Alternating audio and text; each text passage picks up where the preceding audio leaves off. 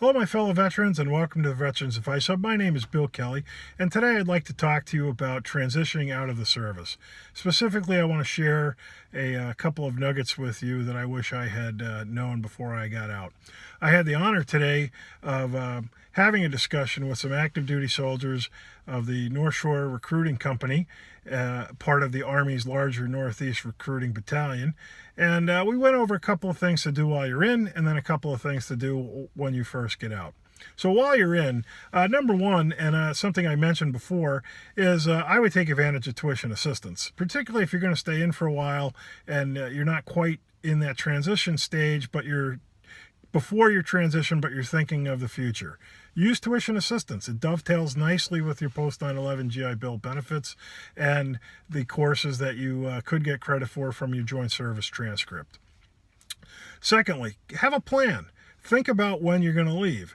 There's a couple of things that are easier done while you're at the unit rather than while you're on terminal leave. So first off, I would schedule my exit physical as early as possible in the process.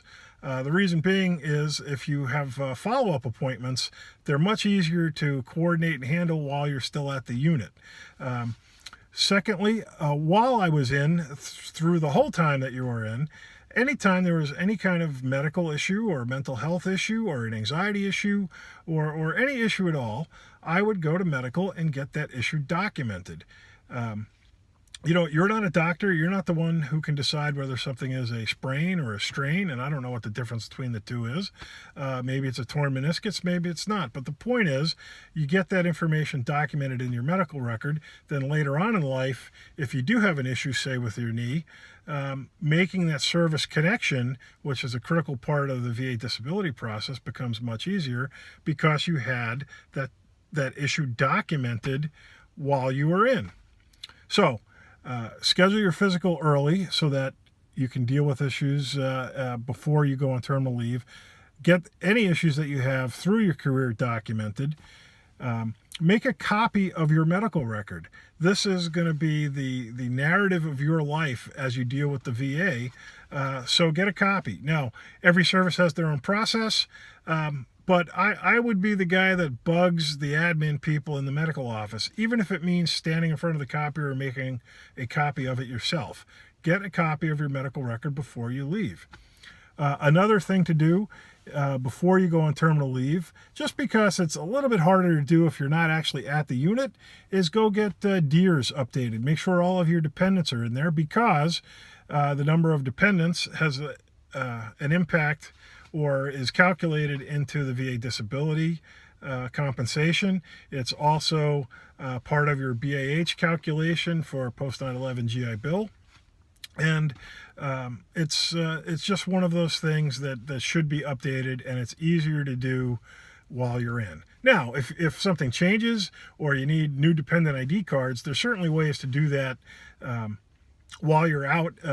Typically any admin office can do those things for you, and if you go online and just Google military IDs or retiree IDs, those places in your area that perform that function, you'll be able to find them and go do them. It just takes a little more time, and why not do it while you're on active duty if you can. So when you leave, you're going to be issued something called a DD-214. That is the document that encapsulates your military service and ultimately proves you're a veteran. So keep control of that. Don't give anybody the original. Make copies. The VA doesn't need an original. Most towns don't need an original to access your benefits. Very rarely will you ever be asked to even show an original form. Copies are good enough. Make copies. Use those. Keep the original safe. The VA has a bunch of different benefits. You earn those benefits, much like when you were on active duty and you earned leave. That was your leave. You earned it. And in fact, it was so much yours that you could sell some of it back at the end, right? So VA disability is the same kind of thing. Don't let anybody tell you that you didn't earn your benefits. And the big four benefits are VA medical. To start, VA medical is a great thing for the individual veteran, but it's not really designed for the family.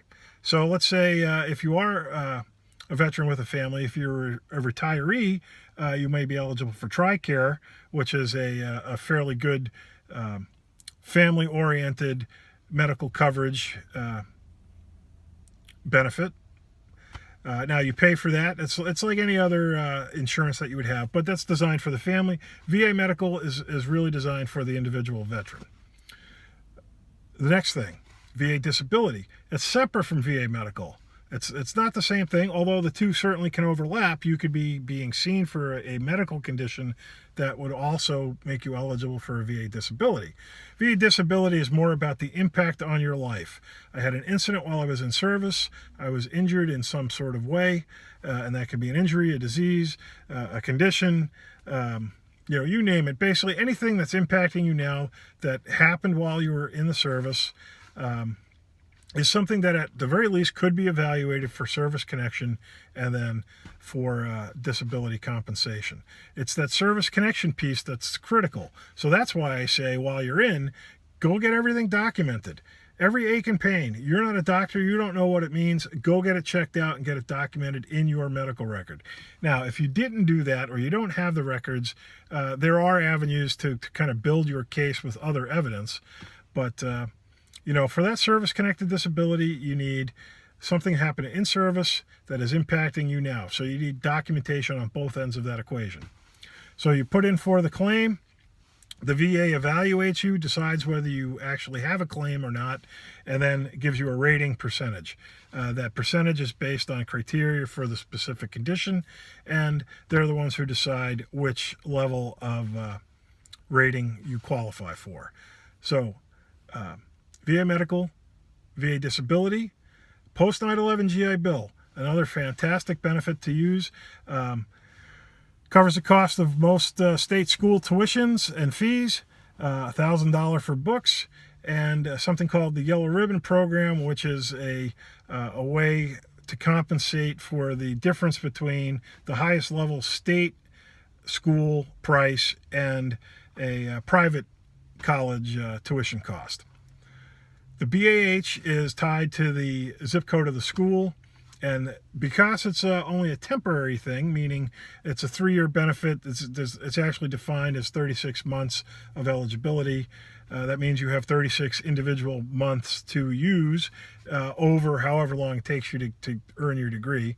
That BAH is not allowable income for the next benefit, which is your VA home loan benefit. But if you're on active duty, that BAH is considered allowable income. So VA home loans, I call it the most efficient way for a veteran to get a mortgage. They're flexible qualification requirements, 100% financing, and no PMI mortgage insurance. Those are the kind of the 3 big takeaways on VA home loans. You are eligible. There's no time limit on that. You can have more than one VA loan in your life. You can even have more than one at a time if you meet the requirements.